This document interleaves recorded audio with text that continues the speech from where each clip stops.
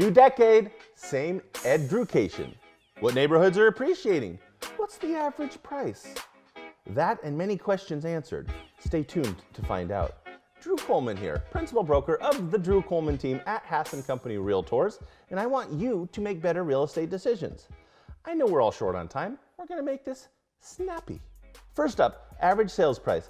It increased by 2.3%, which is somewhat unusual this time of year, not unheard of. It went from $498,936 to $510,252.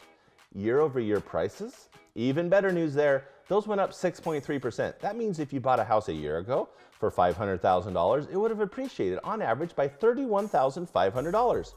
Show me one investment strategy with that much return and I'll eat my own shorts. For condos and townhouses, the average went from $352,727 to $351,687 in yet another big swing. Looking at a condo or an attached townhouse yourself? Don't go in blindly. You know who to call. Switching gears, let's talk about national figures. As you know, these are usually delayed by a month as the government gets it all together. So in December, the preliminary data indicates $312,500 for existing homes around the country. That's a little $3,000 increase, and a decrease of about $4,000 to $384,500 for new homes. Looks like all of Portland is moving, and we're seeing this for sure. New listings are up by 121.7%. What? Yep, that's right. That comes after a 30% decrease last month and a 42% decrease the month before that. Inventory seems to take its cues from Oregon weather. How about homes sold? Well, as you'd expect, after a few months of decreased inventory, sales are down by 23.8%. It'll be interesting to see what happens to this particular number next month.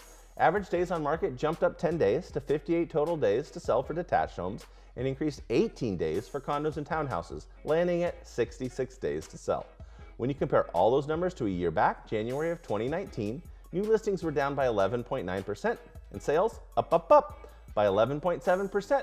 What's that mean? As crazy as this January has been, last January had even more come on, but we're still outselling them with even less inventory.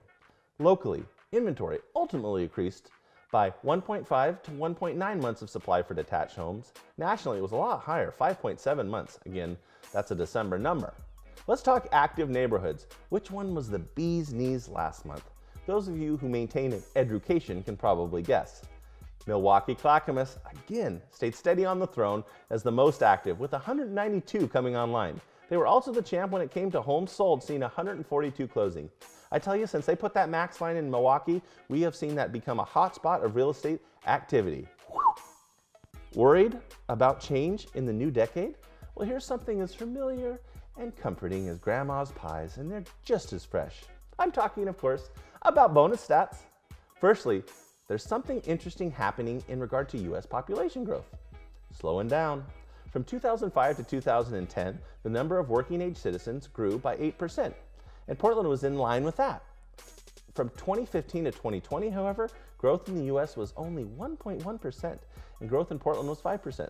So where does our population growth come from? Cash offer Californians, right? Well, kind of. Of people who moved to our Tri-County area of Multnomah, Clackamas, and Washington counties in recent years, about half came from either Washington, California, or elsewhere in the state of Oregon. About 1 in 3 came from another state entirely, and almost 1 in 7 came from outside the United States. Lastly, let's look at education. Which borough of the Portland metro area has the most college-educated folks? That would be Lake Oswego. 70% of people there have a degree. The average in the metro area, that's 39%. Interestingly, Lake Oswego is not only the place with lowest unemployment, it's a tie. With 3% unemployment, it's a four-way tie between Lake Oswego, Happy Valley, Sherwood, and Sandy. Good old Sandy. The metro average for that stat, 5%. That's it for this month. Check back next time, and until then, visit drewcoleman.com if you have any questions for our local team. Thanks for watching.